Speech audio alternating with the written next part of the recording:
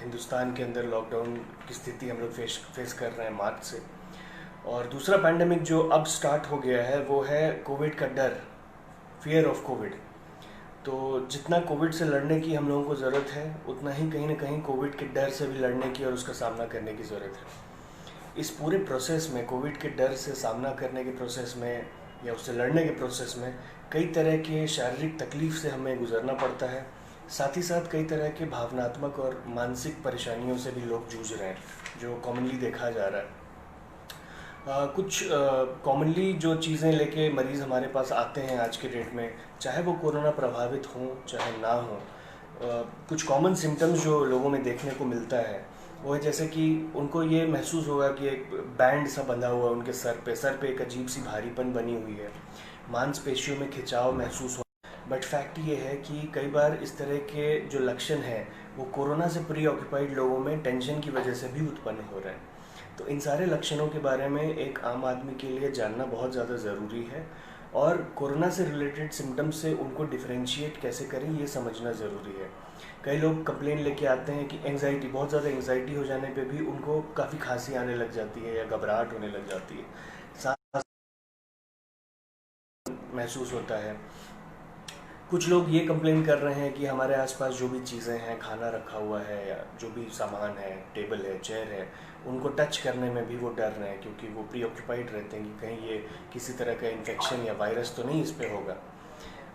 कई बार लोगों को फीवर नहीं है फिर भी लोग ये फील करने लग गए हैं कि उन्हें बुखार जैसा महसूस हो रहा है या फीवरिश महसूस हो रहा है। साथ ही साथ लोगों में आत्मविश्वास में बहुत ज़्यादा कमी आई है।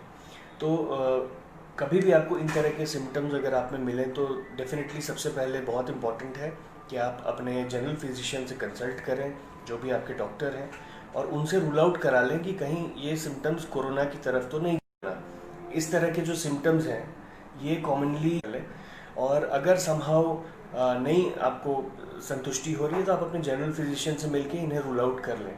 साथ ही साथ अगर इन सिम्टम्स को आपको फिर भी परसिस्ट कर रहे हैं तो अच्छा होगा कि आप किसी साइकोलॉजिस्ट से या साइकेट्रिस्ट से कंसल्ट करें, जो कि आपकी मदद करेंगे डिफरेंशिएट करने में एक कोरोना के लक्षणों में और कोरोना की वजह से उत्पन्न मानसिक स्थिति जो या टेंशन जो आपको हो रहा है उसमें डिफरेंशिएट करने में। बहुत कॉमनली आजकल देखा जा रहा है कि लोग क्वारंटाइन में जा रहे हैं, होम क्वारंटाइन में जा रहे हैं, इंस्टीट्यूशनल क्वारंटाइन में जा रहे हैं, और वहाँ से निकलने के बाद उनमें कई तरह की मानसिक विकारताएँ मिल रही हैं। उदाहरण के तौर पे कुछ कॉमन सिम्टम्स जो ऐसे लोगों में जो क्वारंटाइन में रह चुके हैं उनमें मिल रही है, जैसे कि मन का उदास रहना, चिड़चिड़ापन होना, फ्रीक्वेंटली घर पे या घर वालों से लड़ाई झगड़ा होना, पहले जिन चीज़ों में इंटरेस्ट आता था, चाहे टीवी देखना हो, चाहे योगा करना हो, या रोज़ की दिनचर्या का जो रूटीन वो फॉलो करते थे वो नहीं कर पाते हैं, नींद में कमी या बहुत ज़्यादा नींद आना, और भूख में कई बार कमी या बहुत ज़्यादा भूख लगना, इन तरह के कॉमन सिम्टम्स उन लोगों में देखे जा रहे हैं। कई लोगों को ये भी लगने लगता है कि शायद अब ज़िंदगी ख़त्म है और आगे कुछ नहीं बचा, तो एक feeling of impending Doom and nervousness persist करता है। टेंशन टाइप हेडेक बहुत कॉमनली देखा जाता है इन तरह के लोगों में। एक सेंस ऑफ इनसिक्योरिटी आ जाती है, उनको लगता है कि अब मेरी वजह से मेरे परिवार वाले अफेक्ट होंगे और शायद अब हम लोगों की लाइफ में अब कुछ बचा नहीं है। तो इन तरह की मानसिकताओं से बचने की ज़रूरत है और खुद को पॉजिटिव रखने की ज़रूरत है। कई लोग अपने टेंशन को कम करने के लिए, कई लोगों के जॉब गए हैं, कई लोगों का फाइनेंशियल स्ट्रेस है, काम से रिलेटेड स्ट्रेस है, फैमिली रिलेटेड स्ट्रेस है। ऐसी स्थिति में वो लोग अलग अलग तरह के नशा के पदार्थों का यूज़ कर रहे हैं, जैसे शराब पीना, सिगरेट ज़्यादा पीना, गांजा भांग वगैरह का प्रयोग करना। तो आई थिंक ये सही तरीका नहीं है अपने प्रॉब्लम से लड़ने का, तो इन सारी चीज़ों से बचने की ज़रूरत है। क्वारंटाइन जब ख़त्म होता है या कोरोना से आप या आपके किसी रिलेटिव का इलाज कंप्लीट होता है तो कई बार कई तरह के साइकोलॉजिकल बीमारियों को हम लोगों को देखने को मिलता है, जैसे कि मोस्ट कॉमनली आजकल देखने को मिल रहा है इन तरह के मरीजों के अंदर पोस्ट ट्रॉमेटिक स्ट्रेस, मतलब तनाव की वजह से एक लंबे समय तक आपके अंदर में, बॉडी के अंदर में कुछ चेंजेस आ जाते हैं, न्यूरोकेमिकल चेंजेस आते हैं जो एक परसिस्टेंट स्ट्रेस की स्थिति पैदा करती है। तो ऐसी स्थिति अगर आप में हो या आपके किसी रिश्तेदार में हो तो तुरंत किसी भी मनोचिकित्सक से संपर्क करके उसका निवारण करने की कोशिश करें। ऑब्सेशन या ओसीडी बहुत कॉमनली बढ़ रहा है, ऑब्सेसिव कंपल्सिव डिसऑर्डर जिसको बोलते हैं। जो लोग ऑलरेडी प्री डिस्पोज्ड हैं, जिनको पहले से ये बीमारी रही है, वो लोग घर से बाहर निकलने में थोड़ा भी या किसी भी सरफेस को छूने में बहुत ज़्यादा कतरा रहे हैं और उनकी बीमारी की स्थिति वर्सन होती है। तो ये इम्पॉर्टेंट है कि हम लोग उनको रीअश्योर करें कि नहीं, ऐसा नहीं है, और जो सोशल डिस्टेंसिंग का नॉर्म्स है या जो हाइजीन का जो नॉर्म्स ICMR और सरकार हमें फॉलो करने कह रही है उसको स्ट्रिक्टली फॉलो करें। फ्रस्ट्रेशन और बर्नआउट्स बहुत ज़्यादा लोगों में देखा जा रहा है, बहुत ज़्यादा अग्रेशन, सेल्फ हार्म या दूसरों के प्रति अग्रेशन उनमें पाया जा रहा है। तो ऐसी स्थिति में इम्पॉर्टेंट है कि हम लोग अपने आप को काम डाउन करें, एक रोज़ का दिनचर्या बनाएं और एक रूटीन, ना कि अपना गुस्सा किसी और चीज़ पे निकालना या किसी गलत तरीके से निकालना। कुछ चीज़ जो मैं बोलना चाहूँगा जो ज़रूरी है आज की डेट में हमें फॉलो करना, उसमें से पहला है कि आपको ये समझना होगा कि आप इस चीज़ में अकेले नहीं हैं, यू आर नॉट अलोन। दूसरे लोग भी हैं जो सेम स्थिति से जूझ रहे हैं, चाहे वो फाइनेंशियल क्राइसिस हो, चाहे वो इमोशनल क्राइसिस हो, चाहे वो फिजिकल प्रॉब्लम्स हो।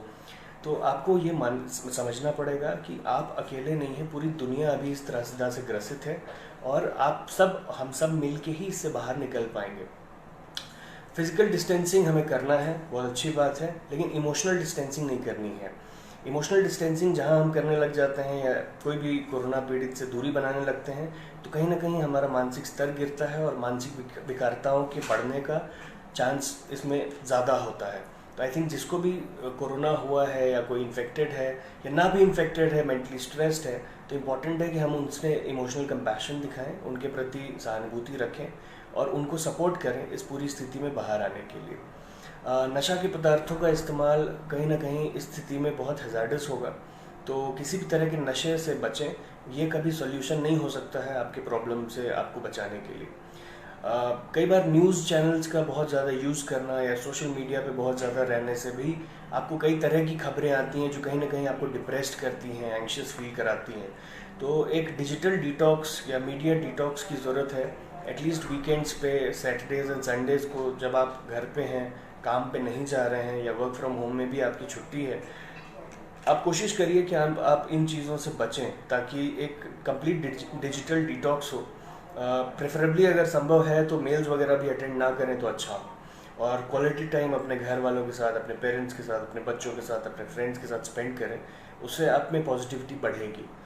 दूसरी चीज़ है, कोई भी खबर फैलाने के पहले आप उसको 10 बार सोचें, क्योंकि उसका प्रभाव मानसिकता पे लोगों के बहुत ज़्यादा होता है। तो अगर आप श्योर नहीं हैं कि कोई भी सोर्स ऑफ इन्फॉर्मेशन जो आपके पास कोरोना से रिलेटेड है वो ऑथेंटिक है, वो ICMR अप्रूव्ड है, वो गवर्नमेंट ऑफ इंडिया अप्रूव्ड है, तो उसको ना भेजें। इससे आप जो भी एक पैनिक क्रिएट हो रही है लोगों के बीच में, वो उसको करने से बचेंगे और खुद में भी आश्वस्त रहेंगे कि नहीं, सब कुछ ठीक है। तीसरी चीज़, अगर आपको लगे कि ये स्थिति बहुत ज़्यादा आप पे हावी हो रही है तो इट्स ऑलवेज बेटर कि आप किसी भी मनोचिकित्सक से संपर्क करें और अपना इलाज करा के इस प्रॉब्लम का सोल्यूशन ढूंढें। कभी कभी बुरा लगना या फ्रस्ट्रेटेड फील होना ये ठीक है, इसमें कोई ऐसी बात नहीं है कि आपको कोई चिंता करने की ज़रूरत है, बट ये स्थिति अगर प्रोलॉन्ग करे तो डेफिनेटली आपको उसको एड्रेस करना चाहिए। एक बहुत अच्छा इंग्लिश में सेइंग होता है, सी इट, से इट एंड सॉर्ट इट। मतलब कभी भी आपको अगर कहीं कोई परेशानी दिखती है तो उसको देखें, नज़रअंदाज ना करें, उसके बारे में लोगों से बात करें, चाहे आपके आपस में, चाहे अपने डॉक्टर से, और उसको हल ढूंढने में, हल तलाशने पे फोकस करें और हमेशा के लिए उससे निजात पाएं। तो मेरा अल्टीमेटली आपसे ये कहना होगा, कोरोना के समय में आप अकेले नहीं हैं, बहुत सारे लोग हैं जो फ्रस्ट्रेटेड हैं, इरिटेटेड हैं। तो बेटर है कि आप अपने फ्रस्ट्रेशंस और इरिटेशंस को शेयर करें अपने लोगों के साथ, अपने फ्रेंड्स के साथ। अगर आप डिप्रेस्ड फील कर रहे हैं, लोगों से बात करिए, तो बेटर है कि आप किसी मनोचिकित्सक से संपर्क करें। धन्यवाद।